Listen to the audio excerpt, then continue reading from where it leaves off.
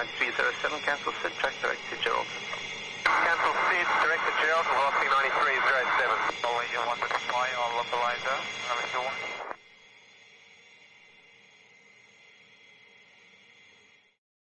So Vasco, your take, the list and sell tour is what it's now called, but when you first encountered it, it was sales trainer. So if you could give us an idea of your first impressions of sales trainer.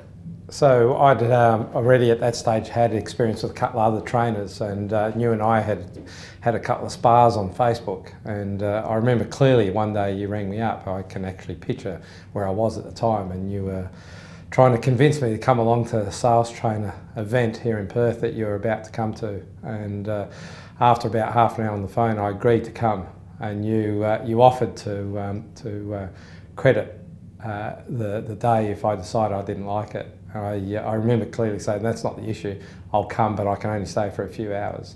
The list component of the list and sell tour is in big bold letters. How does that resonate with you? Well, I guess what it's done is made me focus completely on the listing side of the equation. The sales will take care of themselves, so all our focus now, and in fact when I'm training the new staff at the office, constantly telling them that all the focus is on listing properties, not selling properties. List and sell, obviously we put the emphasis on the list component as opposed to sell. And we've said over and over again, there's lots of things that can get in the way. You can actually have interest rates, fiscal policy, but there's no such thing as a listing slump. Explain what that means to you now. Absolutely, yeah. Regardless of the economy, people have the same reasons for buying and selling property exist in the family. Families get too large and the homes become too small, and families downsize as kids move out and homes become too big. So those things exist regardless of the economy, so there's always listings. Of course, at the front end of Sales Trainer, one of the things that we bring up is that we think it's actually a strength for those people that would consider themselves to be lazy, because I've always believed that lazy people have a tendency to look for easier ways to do things. Now, you fit that mold perfectly, don't you? Okay, I often play on this, and people misunderstand what I'm saying. When I say people, other agents misunderstand what I'm saying, and I use that as a bit of game with them. And I mock and say that I'm the laziest person, the laziest agent around. Clearly, I still work hard. I just don't do the stuff that's non-productive and focus purely on just getting new listings. And the rest of the stuff is just all automated in terms of how that listing ends up at a sales process.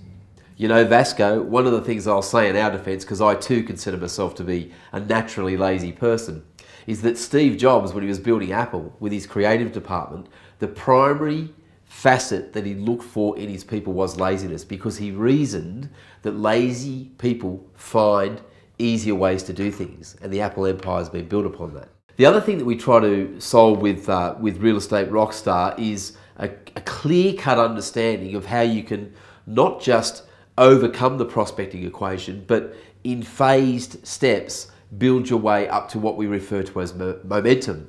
That starts, of course, with foothold.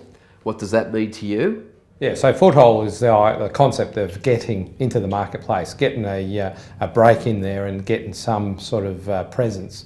And then we move on then to traction, which is where you've got a presence and you're now starting to control the marketplace. And then finally, that word, I guess, that eludes some of us is momentum. And I find that this is quite often loosely used.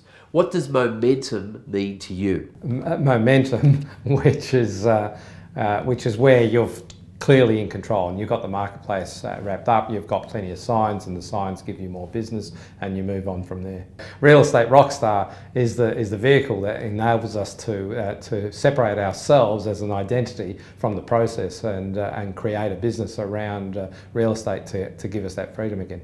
Real Estate Rock Arena, which of course is the event that has been born out of Real Estate Rockstar, where by invitation we're looking to get the top real estate agents, or a selection of them, 100, into a room. And one of the concepts that we'll be exploring there is what we refer to as real estate in the round, where each salesperson on their topic of strength will be afforded 30 minutes to share their knowledge and expertise in that area.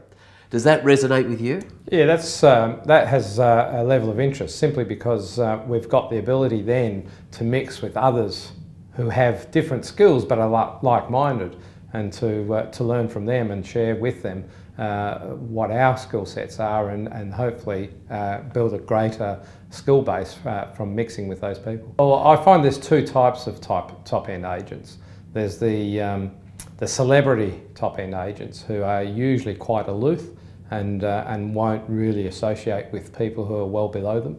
And then there's the top-end agents who are not celebrities in terms of they're not necessarily identities within the industry, but they're top-end in terms of what they turn over, and they're usually much more sharing in their information and more genuine sort of people.